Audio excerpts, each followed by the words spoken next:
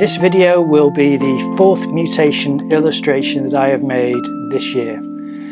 I've done one before. If you've seen the videos before, then excuse me for running through the same information, but for anyone who's new to my channel and to my videos, then I've done four illustrations this year.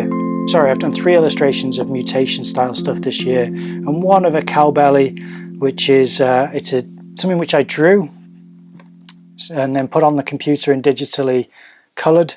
So that's what I've been doing with this series. But the cowbelly one is from a reference. It's from, I drew it from photo reference of cowbellies, and I used the photo reference to use a colour dropper to get the palette, which I didn't do for the other three from this series. If you haven't seen the video, I will leave a link here, which I have hilariously called Needs More Cowbelly. If you don't know what the reference is, it's an old SNL skit with Christopher Walken and the SNL crew of the time. Really funny, I really like it. Not my video, their video, but that's why I called it Needs More Cowbelly. The joke in that sketch was needs more cowbell, so it's a bit of a pun. Anyway, for this video, I usually draw this kind of mutation stuff, just making shapes, just making different organic kind of looking comic book styled blobs and just forms, and that's the only thing that drives the other illustration for me, is just to make things intersect, which are contained globules of some kind of mutant form.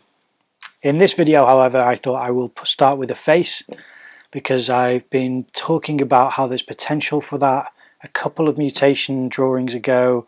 I think it was on the second one. I did a bit of kind of machinery looking stuff. I'll put the previous ones on the screen now so that you can see what they look like, and they are part of this series. They're what started this series, really. They all came from, I started this from a prompt by PeterDraws, who I've met earlier this year and I've spoken to several times. He's really nice, he's really supportive, and I appreciate how generous he's been with me. So I took a cue from one of his videos where he used post-it notes and drew off them, and I thought, I'm going to do that. That's a great prompt. And I did it, and I made this big drawing, and then I sent it to him and said, not the drawing, but I sent him an image of it, and I said, I kind of want to make a video about how to draw like Peter Draws, because I used your prompt. Even though it's not like your style of drawing, it's still how you kind of draw in a playful way. And he supported it. He liked and commented on the video, and that was really really very generous of him. And I've interviewed him twice since, and I'm hoping to feature him on the channel again in the future, because he's just a really nice person, great to talk to. And that drawing is what kickstarted this series. So I've been sort of trying to do a similar style of illustration since then. Well, not since then, that was in 2019. No, it can't be 2019. 2021? I can't remember when I did it. Maybe it was 2022. I can't remember. Maybe it was only last year. Yeah, I think it was last year. It's all a blur.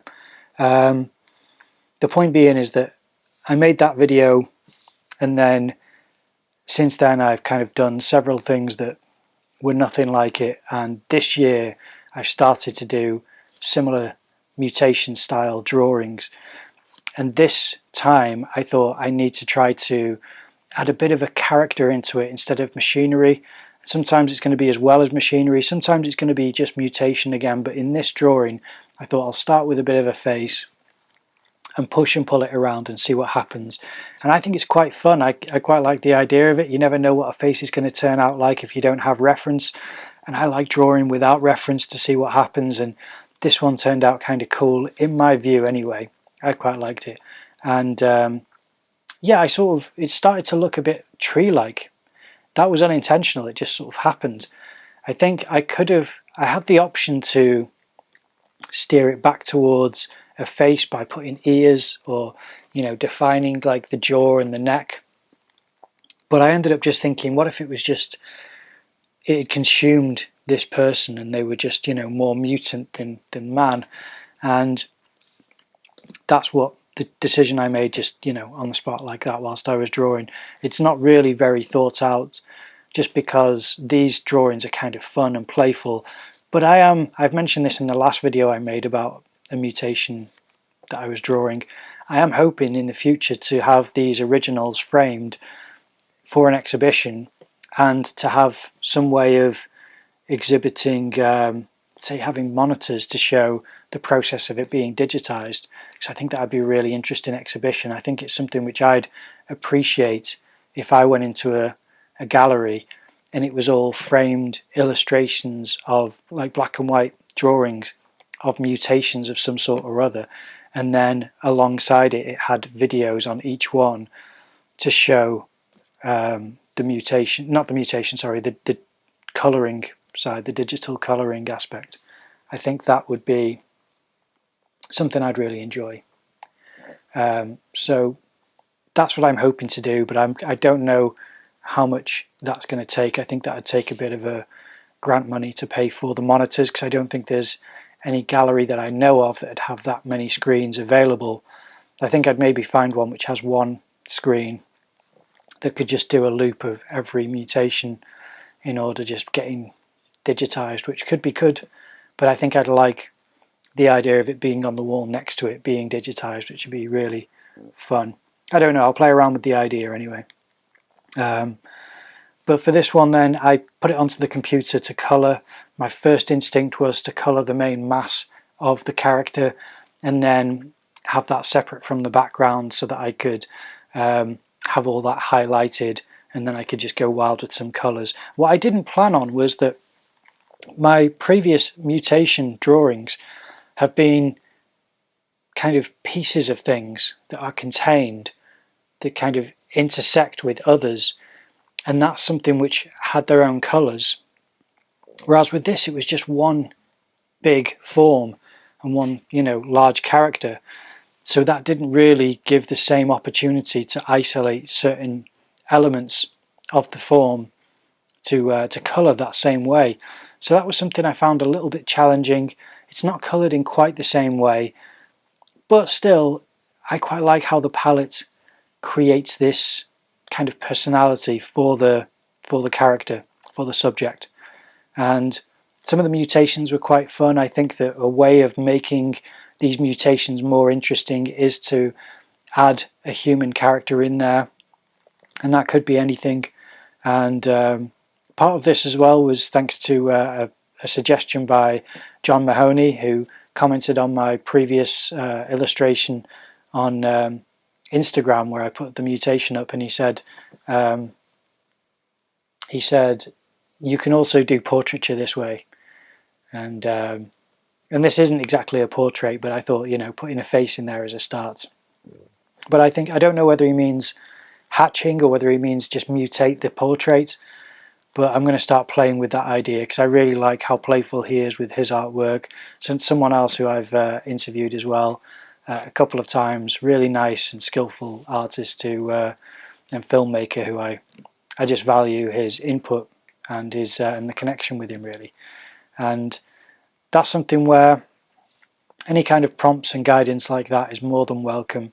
I think it makes the drawing aspect more fun to just think, where can I take it which it wasn't already going anyway, and this makes it a kind of you know shift in course. As far as I've made 3 so far, which are just globules floating in space.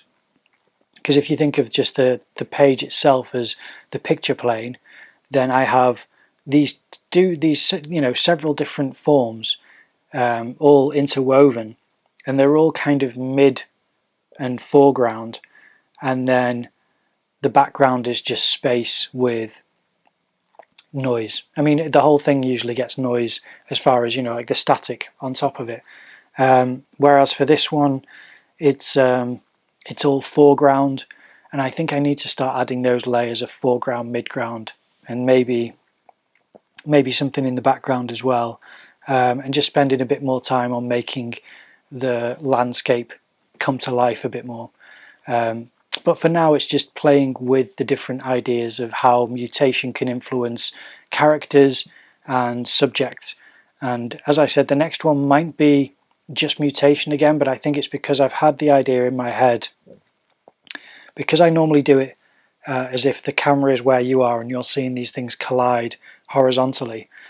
I think what I'd like to do is have them coming towards the camera, having these kind of vine-like things in a perspective. So that's why the next one might not have any anthropomorphic characters in there, or I mean, it might have some machinery. My second mutation illustration had machinery in there. I say machinery, just bits of angular metallic looking forms. That was quite fun. It's almost like parts from a computer, and that's quite a fun thing to add in there as well, because I'm trying to make fairly organic shapes and have them have almost candy colours, you know, kind of like pastel reds and oranges and yellows and blues and greens and all types of colours, you know, but very tertiary colours. And that's the idea so far, is to make it, you know, look organic, but to have unnaturally bright colours, even though it's in a tertiary palette. And then if I have anything which is metallic or of some kind, I'll just make it a grey. I won't make it chrome, but I'll make it a flat grey so that it is, you know, differentiated from the other things that I've drawn. But yeah, there was several choices that I made with this one which were not obvious to me immediately, and it was in the colour stage of this piece. The drawing stage, I just had to stop myself at some point when it came to how many different, you know, vines and ropes come off this character. Whereas on the colour side, I thought, how many parts of this mutation make sense enough to colour as their own form that are growing out of this subject? So I only did a few. I could have done more, but I think it was a bit too interpretive beyond that point. I think I was trying to get things which looked as though they were fairly solid as things that were lumps or growths or, you know, vines coming off this character, whereas anything that was just hatching to show a bit of form isn't necessarily its own, you know, structure. So I'm going to do that for the next character. The next one might not be a character, but the next character that I do, I'm going to make sure that I do solid forms that can all have their own colours, because that is something that I really enjoy, is colouring each thing individually so that it sets off this crazy final product. But I really enjoyed doing this. I hope that you enjoyed the video. If you did, then consider leaving a like or a comment down below. If you're not already subscribed to the channel, then please subscribe to the channel. It's free, and half of my viewers aren't subscribed, which it would make a huge difference to me, and I'm sure it would make no difference to you to subscribe to the channel.